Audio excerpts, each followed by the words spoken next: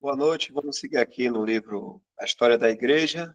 O ponto aqui é Gregório I, apelidado de O Grande, 590 depois de Cristo. Chegamos ao final do sexto século do cristianismo.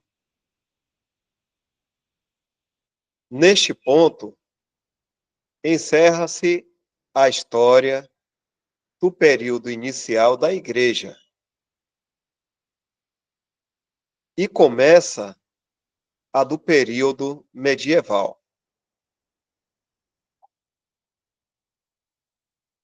Vou ler aqui de novo. Neste ponto, encerra-se a história do período inicial da Igreja e começa a do período medieval, final do sexto século do cristianismo. 600 anos. O pontificado de Gregório pode ser considerado como a linha que separa os dois períodos. Uma grande mudança acontece. As igrejas orientais declinam e recebem pouca atenção, enquanto as igrejas do Ocidente, especialmente a de Roma, atraem amplamente a atenção do historiador. E como Gregório pode ser considerado o homem representativo desse período transicional, um período transicional saindo de uma coisa para outra, né? Como a gente viu um pouco aqui antes, o período inicial da igreja, para depois começar o período medieval. 600 anos, agora, após esses 600 anos, começa aqui pelo livro do irmão, período medieval. Então ele coloca aqui, dizendo assim, e como Gregório pode ser considerado o homem representativo desse período transicional, nos esforçaremos para colocá-lo de forma justa perante o leitor.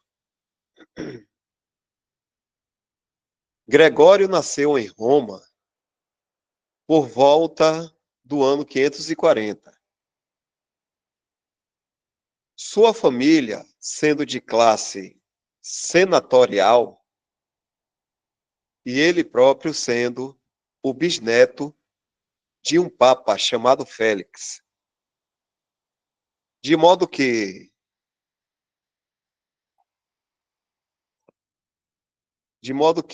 em sua descendência ele herdou tanto a dignidade civil quanto a eclesiástica. Pela morte de seu pai, ele se tornou possuidor de grande riqueza, que ele imediatamente dedicou a usos religiosos. Ele fundou e manteve 7 monastérios, 6 na Sicília e a outra que era dedicada a Santo André, na mansão de sua família em Roma. Ele liquidou em dinheiro suas roupas e joias caras e seus móveis e distribuiu aos pobres. Quando tinha cerca de 35 anos, né? Quando tinha cerca de 35 anos, ele deixou de lado seus compromissos civis assumiu sua residência no monastério romano e começou uma vida estritamente ascética.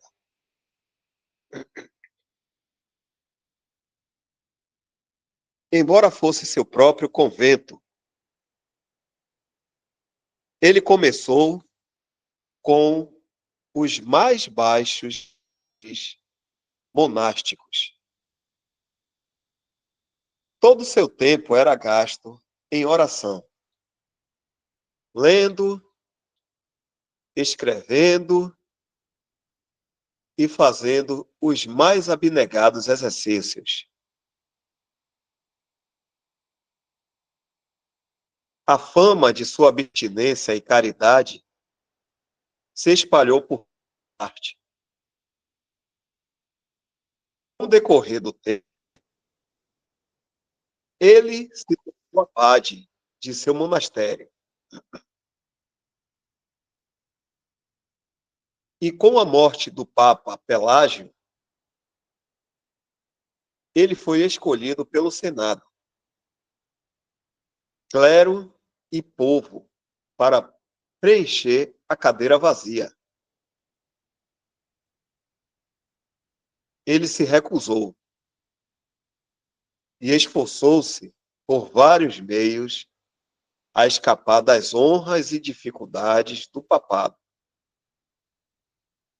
Mas ele foi forçadamente ordenado pelo amor do povo como bispo supremo.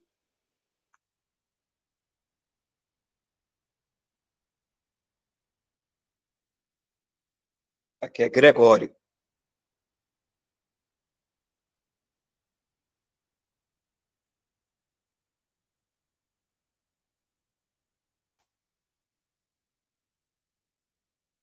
Tirado da quietude de um claustro e de suas pacíficas meditações ali, Gregório vive então envolvido no gerenciamento dos mais variados e desconcertantes assuntos tanto da Igreja como do Estado.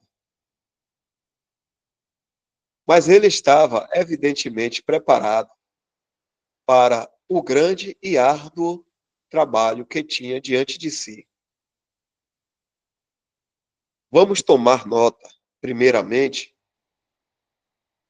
da fervente caridade de Gregório. A caridade fervente de Gregório.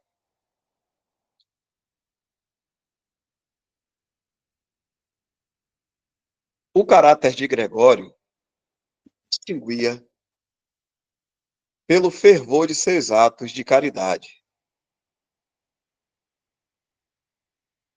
Embora elevado ao trono papal, ele viveu em um estilo simples e monástico. Seu palácio era cercado pelos pobres sofredores, como tinha sido seu monastério, e o alívio era distribuído com uma mão liberal. Não contente em apenas exercitar sua caridade sozinho, ele poderosamente exortava seus irmãos episcopais a abundarem na mesma.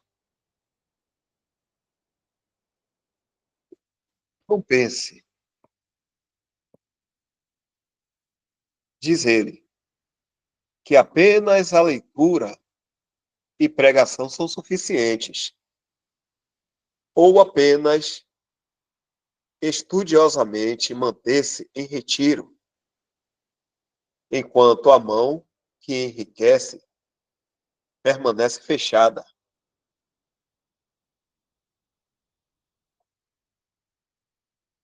Mas que sua mão seja generosa, que faça avanços em direções àqueles que estão em necessidade.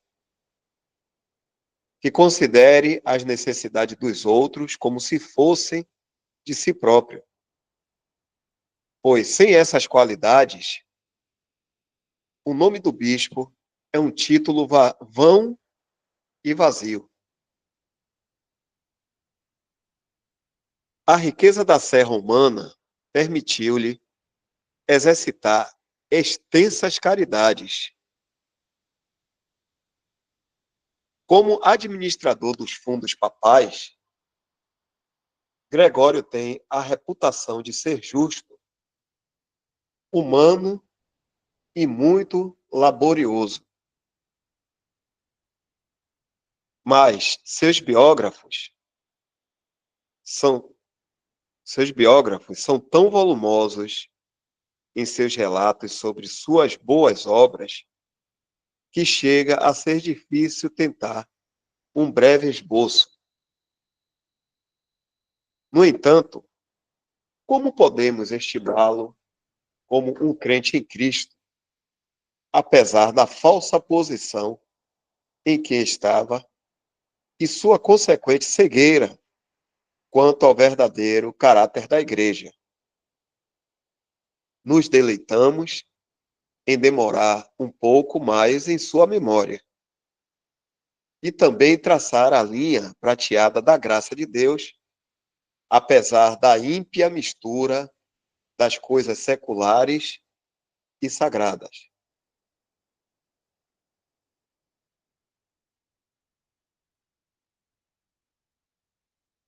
Na primeira segunda-feira de cada mês, ele distribuía grandes quantidades de provisões a todas as classes.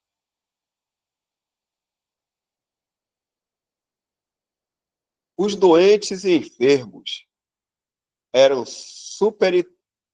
superentendidos por pessoas designadas para inspecionar todas as ruas.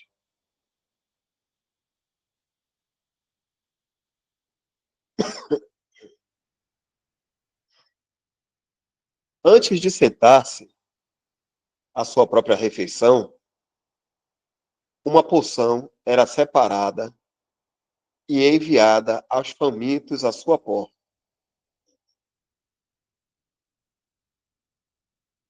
Os nomes, idades e moradias daqueles que recebiam o alívio papal encheram um grande volume. Tão severa era a caridade de Gregório que, certo dia, ao ouvir sobre a morte de um homem pobre pela fome, condenou-se a si mesmo a uma dura penitência pela culpa de negligência como administrador da divina graça.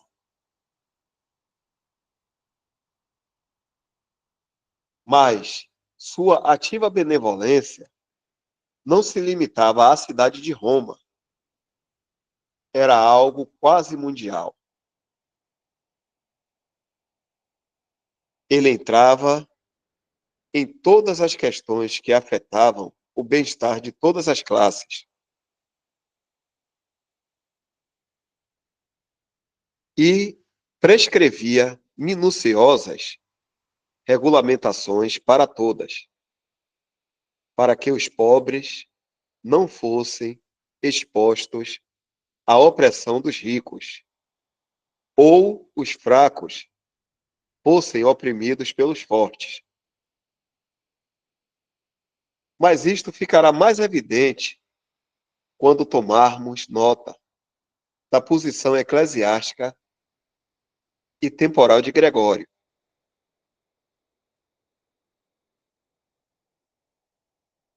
A posição eclesiástica e secular de Gregório.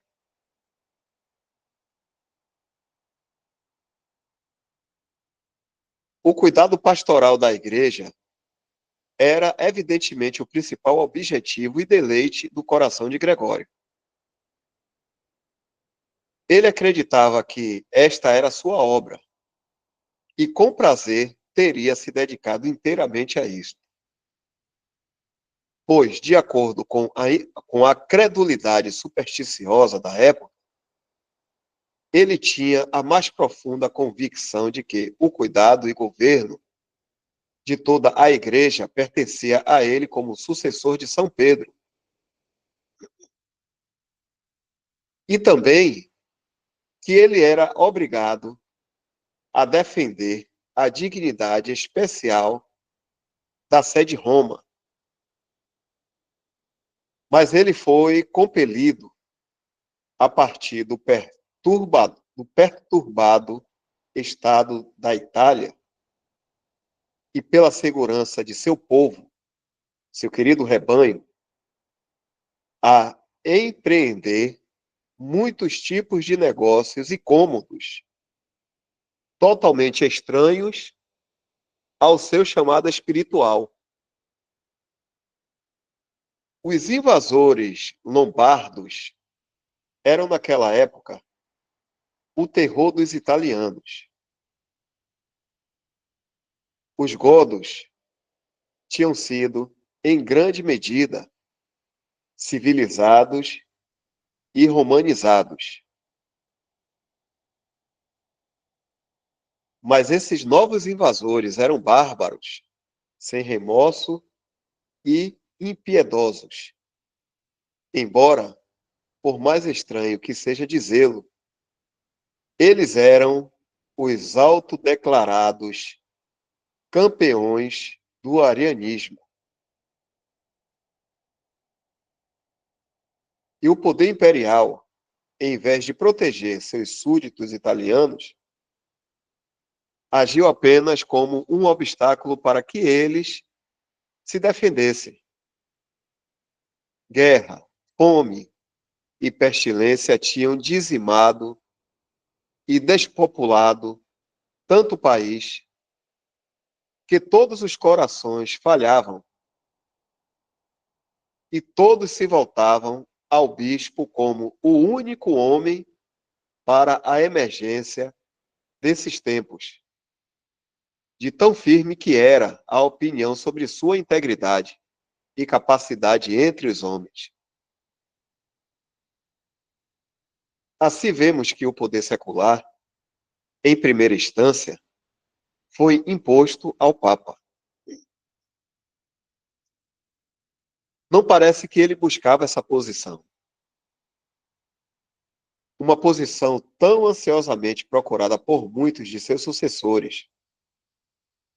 Mas vemos que ele entrou com relutância em deveres tão pouco de acordo com o grande objetivo de sua vida.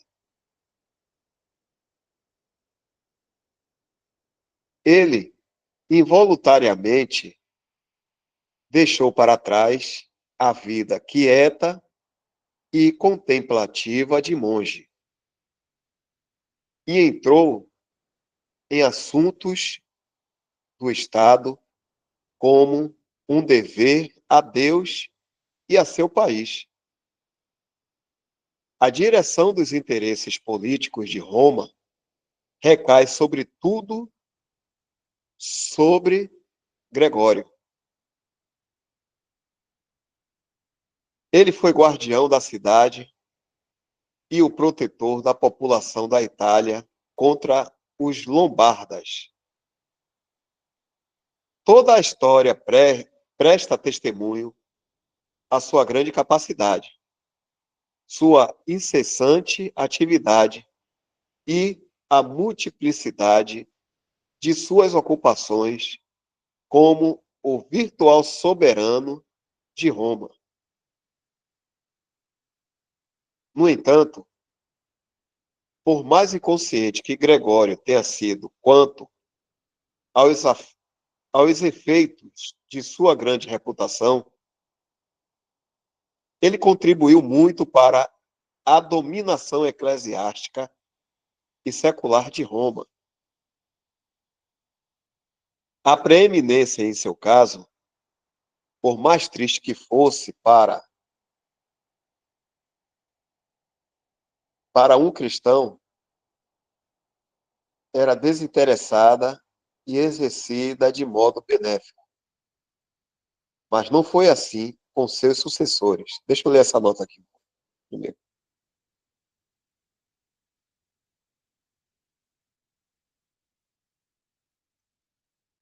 Os lombardos foram uma tribo germânica de Brandenburg. Brandenburg. De acordo com a crença popular, eles tinham sido convidados à Itália por Justiniano para lutar contra os godos. O chefe deles, Alboin, estabeleceu um reino que durou de 568 a 774.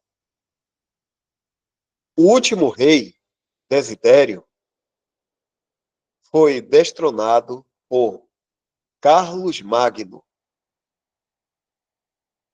Como os encontraremos novamente em conexão com nossa história, apenas tomamos esta breve nota sobre sua origem.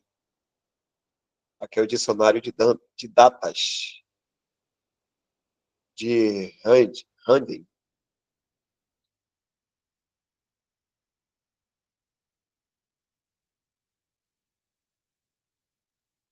Deixa eu pegar essa parte.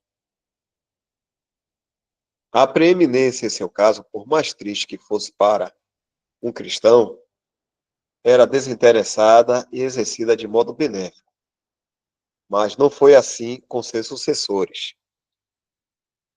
A infalibilidade do Papa, a tirania espiritual, a perseguição aos de diferentes opiniões, a idolatria, a doutrina do mérito das obras, o purgatório e as missas pelas almas dos mortos, coisas que se tornaram marcas registradas do papado, ainda não haviam se estabelecido totalmente em Roma.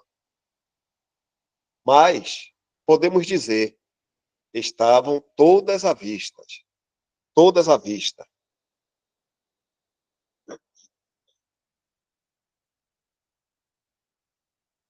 Não devemos, no entanto, prosseguir com esse assunto no momento.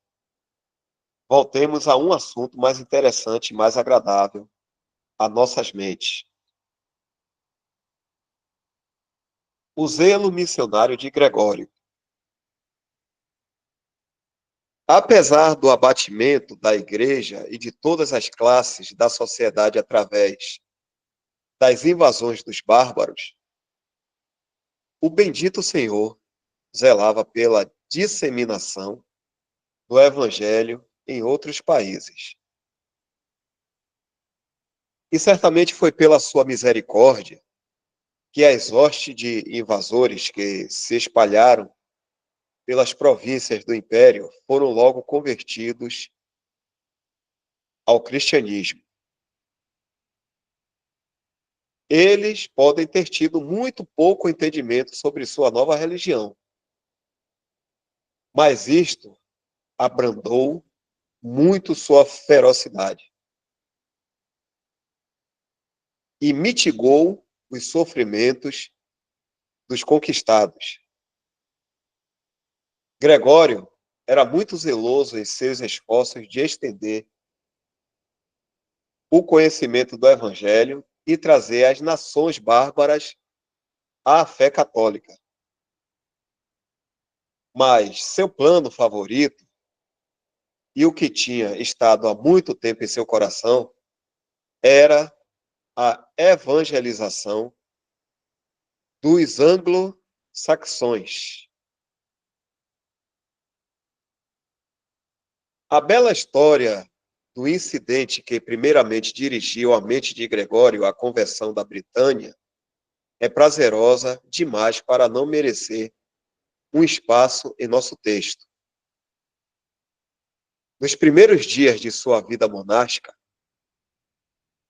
pelo menos antes de sua elevação ao papado, certo dia chamou-lhe a atenção alguns meninos bonitos de cabelos claros, expostos à venda no mercado. Conta-se que ocorreu a seguinte conversa neste lugar. Ele perguntou de que país eles vinham. Abre aspas. Da ilha da Britânia, foi a resposta. Os habitantes dessa ilha são cristãos ou pagãos. Eles ainda são pagãos. Que infelicidade, disse ele, que o príncipe das trevas possua gente de tamanha graça. Que tal beleza de rosto possa desejar aquela melhor beleza da alma. Ele então perguntou por qual nome eram chamados. Anglos, foi a resposta. Brincando com as palavras, ele disse: verdadeiramente, eles são anjos. De que província? Da província de Deira, na Nortúmbria. Na Nortúmbria. Certamente eles devem ser resgatados de Irá, da ira de Deus, e chamados à misericórdia de Cristo. Qual o nome do rei deles? Ela, foi a resposta. Sim, disse Gregório. Aleluias devem ser cantadas nos domínios desse rei.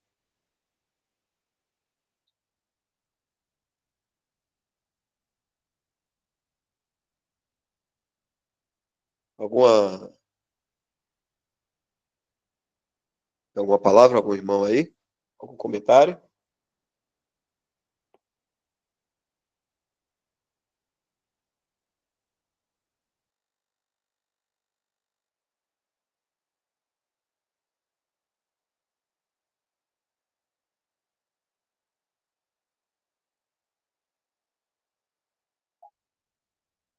Vou continuar. Ser o primeiro missionário desse belo povo, diz Milman, e conquistar a ilha remota e bárbara como um César cristão para o reino de Cristo, tornou-se a santa ambição de Gregório. Ele conseguiu, com muito esforço, o consentimento do Papa e tinha já partido e viajado por 3 dias, quando foi abordado por mensageiros enviados para chamá-lo de volta. Toda a Roma tinha se levantado em piedoso motim e compeliu o Papa a revogar sua permissão. Mas, embora ele tenha sido, assim, prevenido de executar sua missão em pessoa, ele nunca perdeu de vista seu nobre objetivo. A partir desse momento, ele não foi mais permitido a retornar ao seu monastério. Ele foi forçado a embarcar em assuntos bíblicos. Desculpe, irmão. Ele foi forçado a embarcar em assuntos públicos. Primeiro, como um diácono, e mais tarde como supremo pontífice. Mas tudo isso era uma dignidade compulsória para Gregório. Seu coração estava voltado para a salvação dos jovens de cabelo claro da Inglaterra e preferiria 1000 vezes ter embarcado em viagem à nossa ilha, com todas as suas dificuldades e perigos desconhecidos, do que ser coroado com as honras do papado. Mas tal era o caráter de sua mente, que ele perseguia com incansável atenção e devoção qualquer plano de piedade que tivesse planejado anteriormente. Daí aconteceu que, após ter sido elevado à cadeira papal, foi-lhe permitido promover e enviar um grupo de 40 missionários para as margens da Britânia. Mas antes de falarmos sobre o caráter e resultado dessa missão, resultados dessa missão, será interessante olhar brevemente para a história da Igreja nas Ilhas Britânicas desde o início.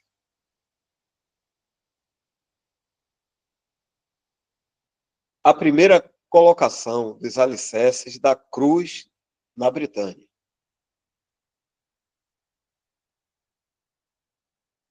Há muito tempo, nos primeiros dias da simplicidade apostólica, a cruz de Cristo, cremos, foi plantada nessa ilha. Há evidência histórica para acreditar que Cláudia, mencionada por Paulo em sua segunda epístola a Timóteo, foi a ilha de um rei britânico, que se casou com um distinto romano chamado Prudente. Esta circunstância não parecerá improvável se tivermos em mente que, durante todo o período do domínio romano nesse país, deve ter havido muitas oportunidades para a disseminação do cristianismo, as quais seriam prontamente abraçados por aqueles que amavam o Senhor Jesus e as almas dos homens. Além disso, era o costume da época para os reis e nobres britânicos enviar seus filhos para Roma para educação. E esta prática, conta-se, prevaleceu a tal ponto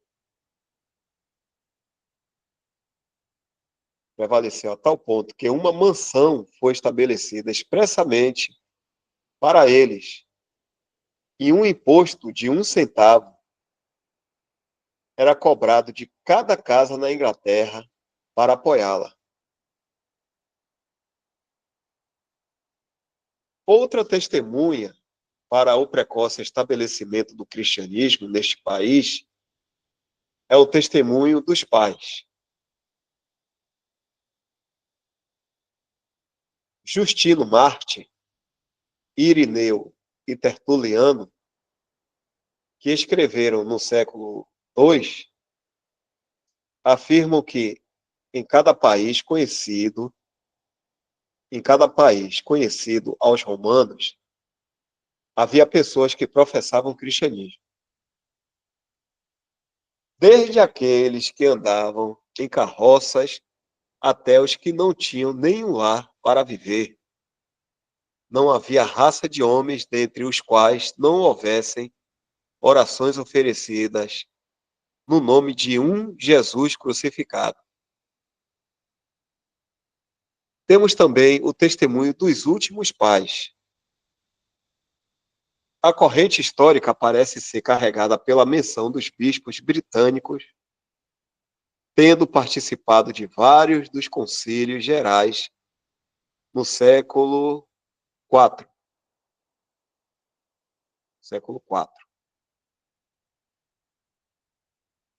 E sua ortodoxia no decorrer da controvérsia ariana foi atestada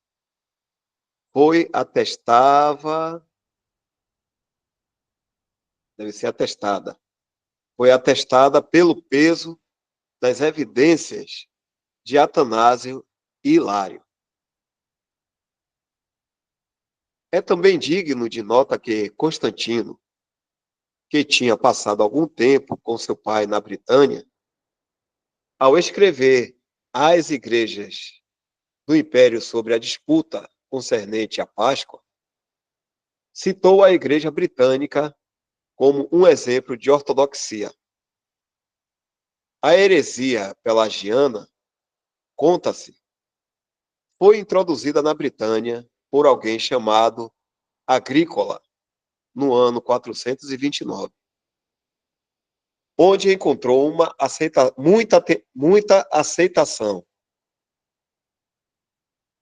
Mas em uma conferência em St. Albans, os mestres hereges foram derrotados pelo clero ortodoxo. Dá uma pausa aqui, se algum irmão quiser fazer comentário.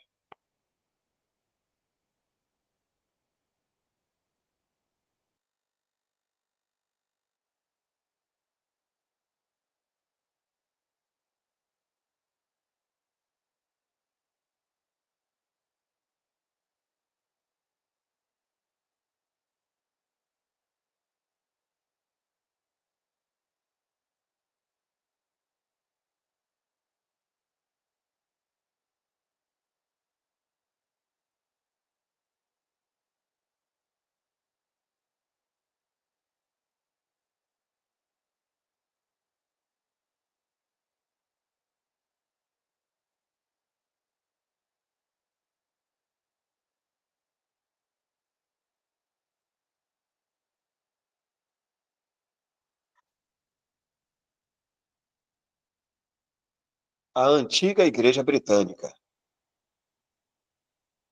Embora a Igreja Britânica tivesse adquirido tal crédito pela ortodoxia, temos muito pouca informação confiável quanto à sua ascensão e progresso, ou quanto aos meios pelos quais isto foi efetuado.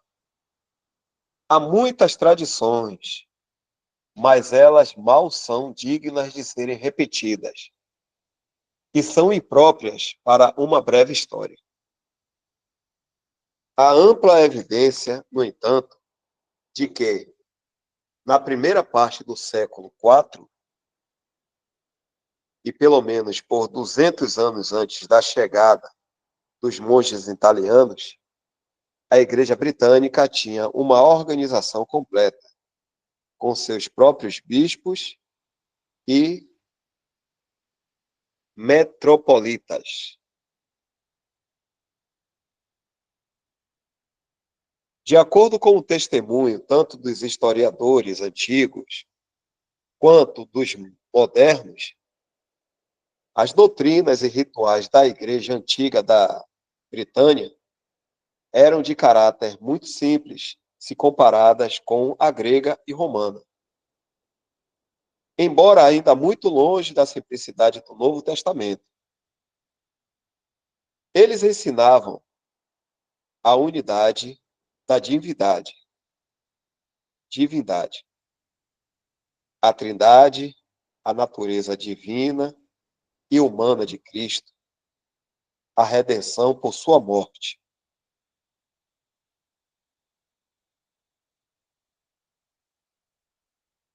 E a eternidade de recompensas e punições futuras. Eles consideravam a ceia do Senhor como um símbolo e não um milagre. Eles tomavam o pão e o vinho como nosso Senhor comandou que fossem tomados, em memória dele. E eles não recusavam o vinho aos leigos.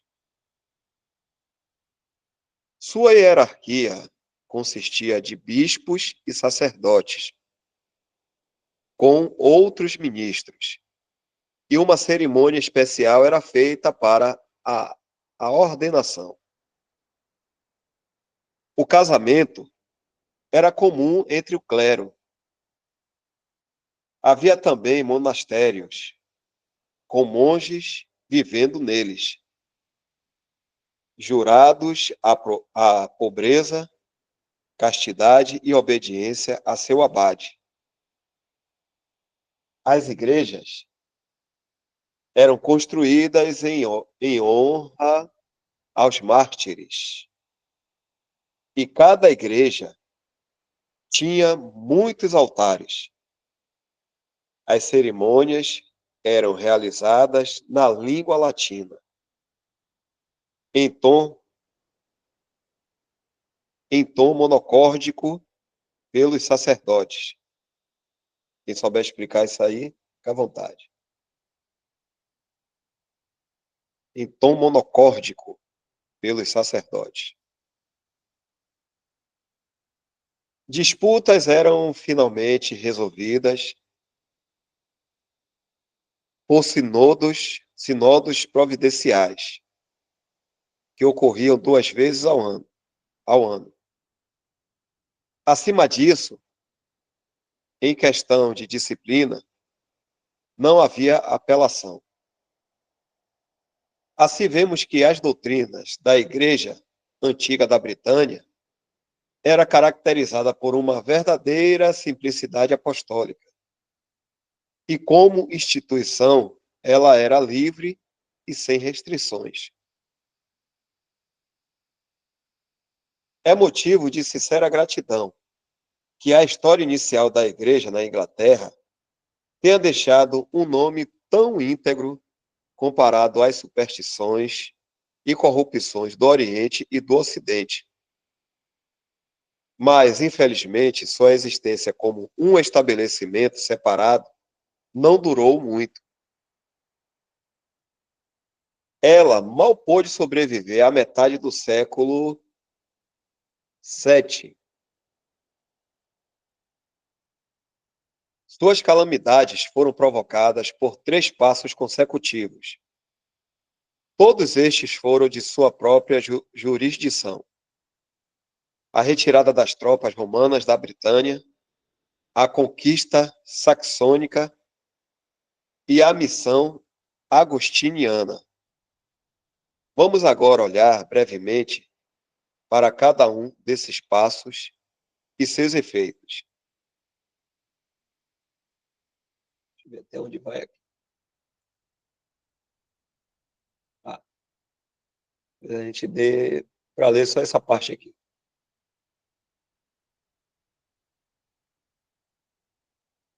Vimos algo sobre o declínio e a aproximação da queda do Império Romano. Em consequência das pesadas calamidades que caíram sobre a cidade e as províncias de Roma, as tropas foram gradualmente retiradas da ilha britânica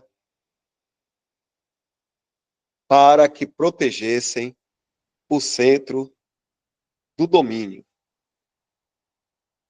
E os romanos, vendo que não podiam mais dispensar as forças necessárias para um estabelecimento militar na Britânia, partiram finalmente da ilha por volta da metade do século V, cerca de 475 anos após Júlio César ter desembarcado. Pela primeira vez em suas margens,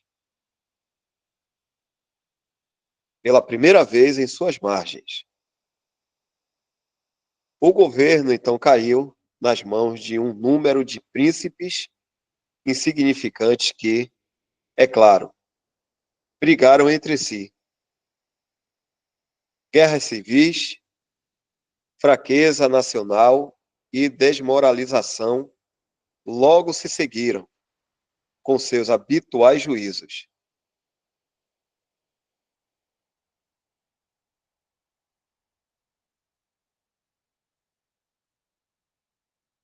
A retirada das tropas romanas necessariamente expôs o país a invasores, especialmente os pictos e escotos.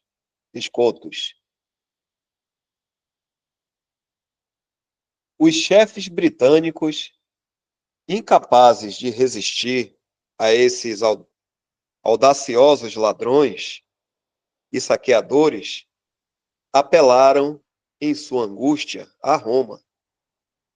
Os bárbaros, eles diziam: atravessaram nossas muralhas como lobo em um rebanho de ovelhas. Vão embora com seus espólios e retornam todos os anos.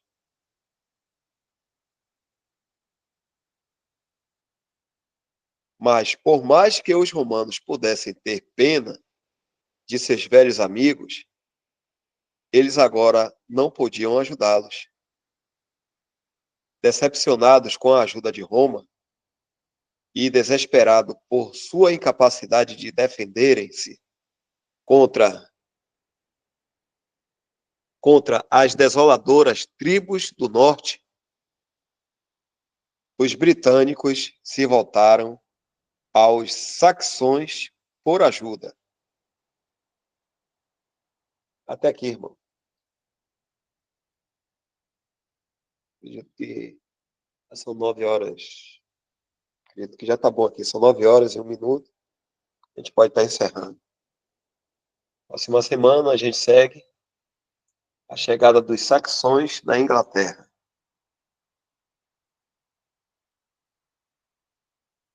Será a gravação aqui.